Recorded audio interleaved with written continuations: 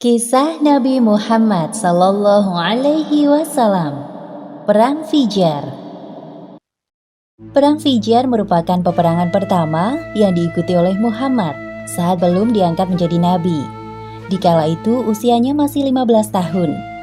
Seperti layaknya pemuda di kalangan Jazirah Arab yang telah tertarik untuk berperang, semangatnya ikut membara. Perang Fijar artinya perang kedurhakaan. Lebih tepatnya, perang yang merusak kesucian bulan suci. Terdapat 4 bulan suci dalam Islam, yaitu Zulqa'dah, Zulhijjah, Muharram, dan Rajab.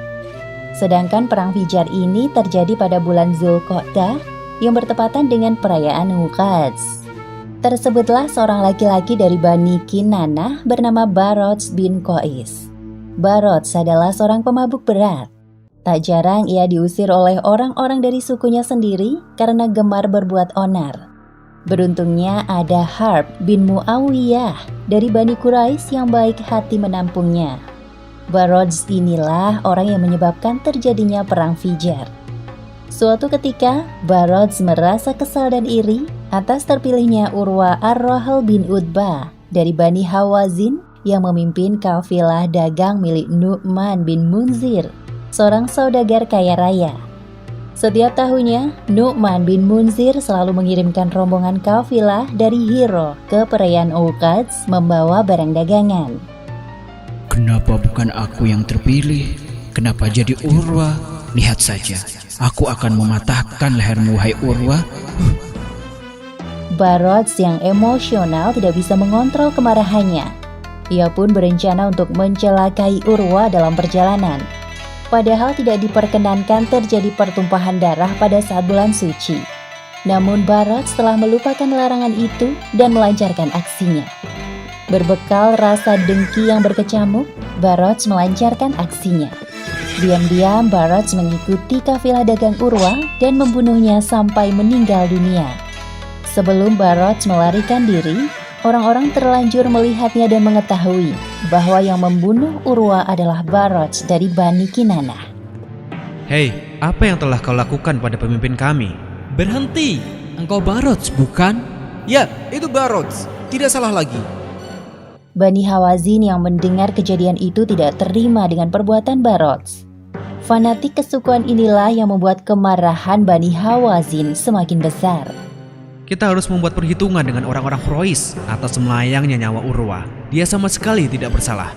Dia tidak pantas mati di tangan Barat si pemabuk itu.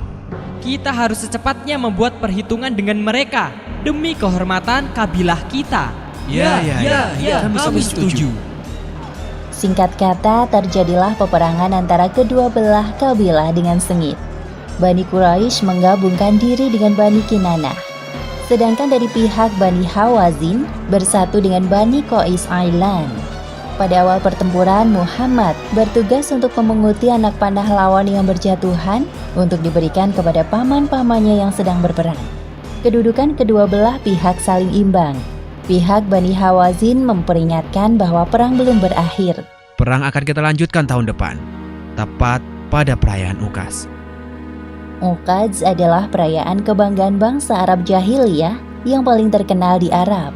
Di sana mereka bebas melakukan transaksi perdagangan, memamerkan prestasi, menunjukkan syair, saling adu kekuatan, serta banyak hiburan selama 1 pekan.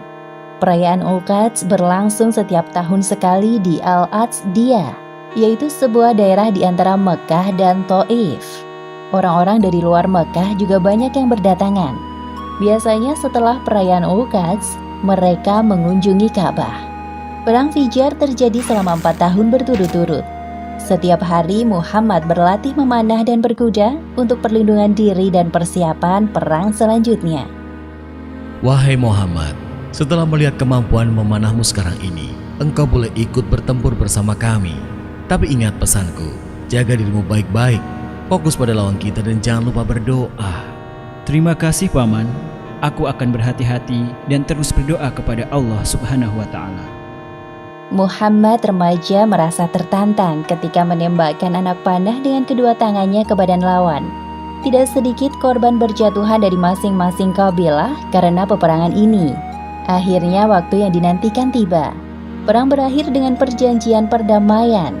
Isinya yakni pihak yang paling sedikit korbannya harus membayar ganti rugi kepada pihak lawan sejumlah selisih kelebihan korban.